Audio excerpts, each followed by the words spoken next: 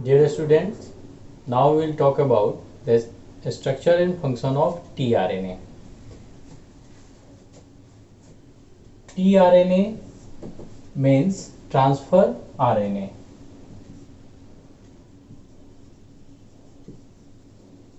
Transfer RNA, Hindi में इसको हम स्थानांतरण आरएनए कहते हैं। समय जैसा कि पहले वीडियो में समय हमारा ज़्यादा नहीं लगे इसलिए मैंने स्ट्रक्चर पहले बना दिया है।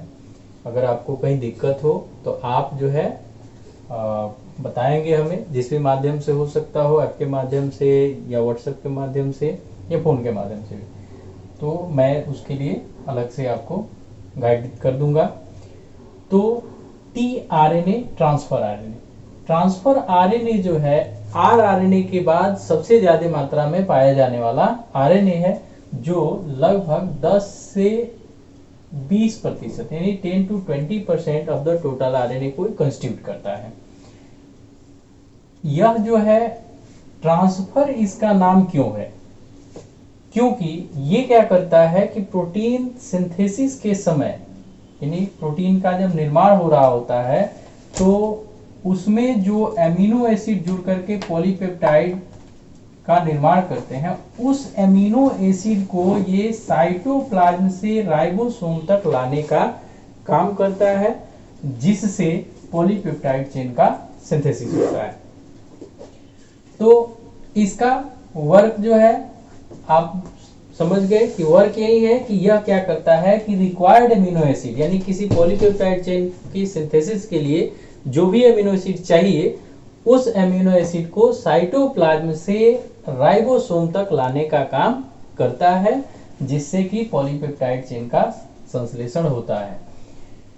tRNA को हम लोग जो है सॉल्युबल आरएनए भी कहते हैं, क्योंकि ये आसानी से घुल जाता है, गायब हो जाता है।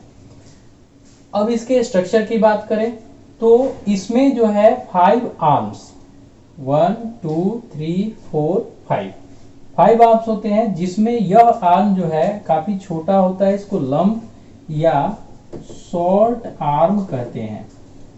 इसका स्पेशल अभी फंक्शन क्या है, actually what is the role of short arm in protein synthesis is not known yet, लेकिन ये है। अब हम शुरू करते हैं यहाँ से। ये जो है इसका, यानी बाकी जो है 3 जो मेन आर्म्स हैं इसमें लूप है, और ये जो आर्म है इसमें लूप नहीं है। इसको हम एक्सेप्टर आर्म या फिर amino acid binding site, amino acid binding site,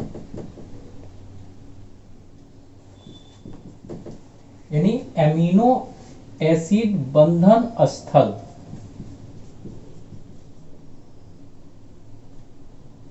amino अम्ल बंधन स्थल,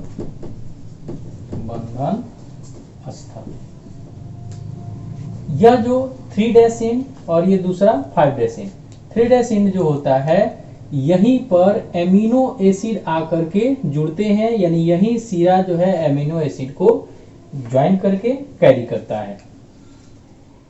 यहाँ पर ये जो है इसमें 4 जो बेस होते हैं ये अनपेयर्ड होते हैं, जिसमें शुरू का 3 जो है ACC यानी एडेनिन साइटोसिन, और चौथा जो होता है वो या तो एडेनिन होगा और या फिर ग्वानिन होगा। ठीक है, तो इसका काम कि यह एमिनो एसिड को अपने साथ जोड़ करके कैरी करता है। उसके बाद ये जो दूसरी लूप है इसको हम लोग साई लूप कहते हैं, और ये क्या करता है कि राइबोसोम रिकॉग्निशन साइट होता है, राइबोसोम रिकॉग्निशन साइट, यानी राइबोसोम पहचान स्थल।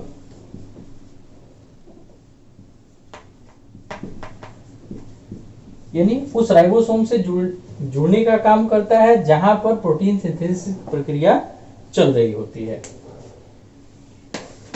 उसके बाद यह जो है शॉर्ट आर्म, जैसे मैंने बताया है कि इसका जो है वर्क अभी भी क्लियरली डिफाइंड नहीं है।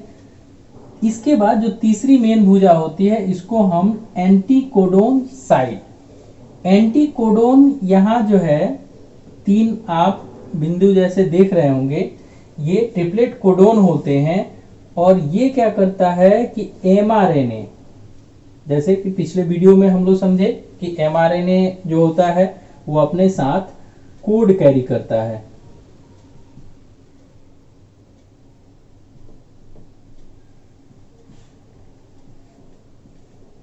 ठीक है, जो भी कोड हो, ट्रिपलेट कोड 3-3, तो ये क्या करता है कि जिस एमिनो एसिड को कैरी कर रहा है वही कोड यहाँ है या नहीं है।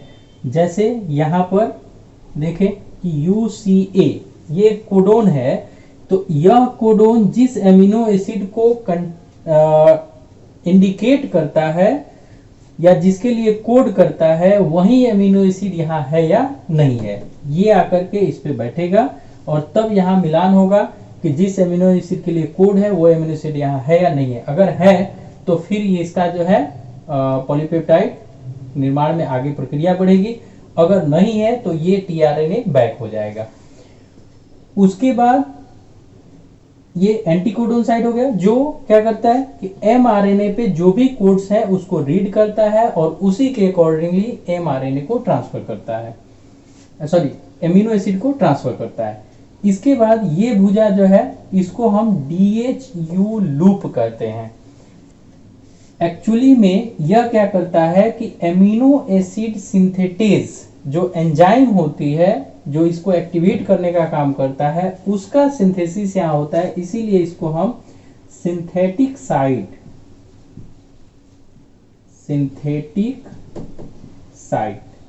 या संश्लेषण स्थल,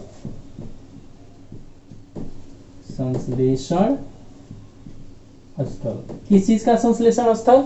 तो amino acid activating synthetase enzyme, यानी जिस एंजाइम की सहायता से इसका जो है एक्टिवेशन होता है उसको रीडायरेक्ट करने का काम ये भुजा करती है, जिसे हम DHU लूप कहते हैं। अब जो है एक चीज इसमें नोट ऑन, स्ट्रक्चर तो हम लोग समझ लिए, ये एक्सेप्टर आर्म या अमीनो एसिड बाइंडिंग साइट, यानी अमीनो एसिड यहीं आकर के जुड़ता है।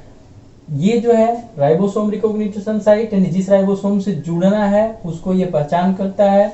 ये एंटीकोडोन साइट, यानी जो mRNA पर स्थित कोड को रीड करता है और उसी के अकॉर्डिंगली अमीनो एसिड को कैरी ला करके और राइबोसोम तक पहुंचाता है।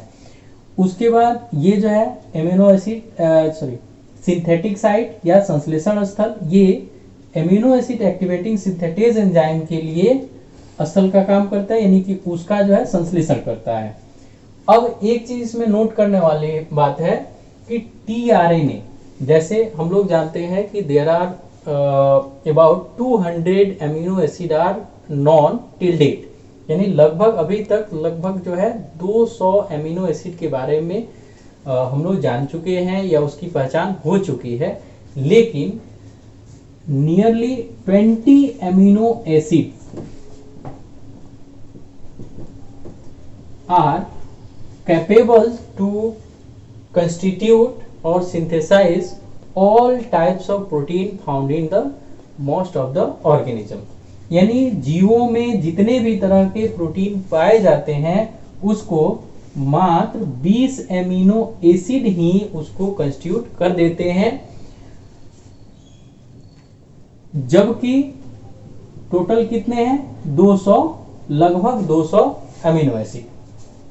अब टीआरएनए की एक और विशेषता है कि एक प्रकार का टीआरएनए, यानी एक तरह का टीआरएनए किसी एक ही एमिनो एसिड को कैरी करेगा, दूसरे एमिनो एसिड को कैरी नहीं करेगा। तो इस हिसाब से कम 20 टाइप्स के आरएनए यानी टीआरएनए चाहिए, जबकि हमारी कोशिकाओं में या यूकैरियोटिक सेल में नियरली 60 टाइप्स के टीआरएनए पाए जाते हैं, अर्थात 3 तरह के टीआरएनए किसी एक अमीनो एसिड को कैरी कर सकते हैं। तो ये चीज हमें नोट रखना होगा कि tRNA are amino acid amino acid specific, मतलब कि कोई विशेष टीआरएनए किसी विशेष अमीनो एसिड को ही कैरी कर सकता है। ठीक है, तो इसका फंक्शन हो गया कि फंक्शन ये ट्रांसफर करता है, अमीनो एसिड को कैरी करता है। स्ट्रक्चर भी हम लोग समझ लिए। अगर अब आपको कोई डाउट रह जाता हो तो आप जो है उस डाउट को बताने का कार्य करेंगे और उसका समाधान आपको उपलब्ध हो जाएगा।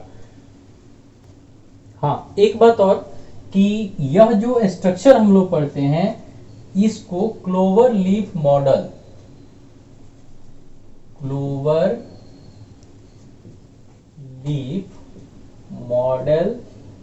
कहते हैं।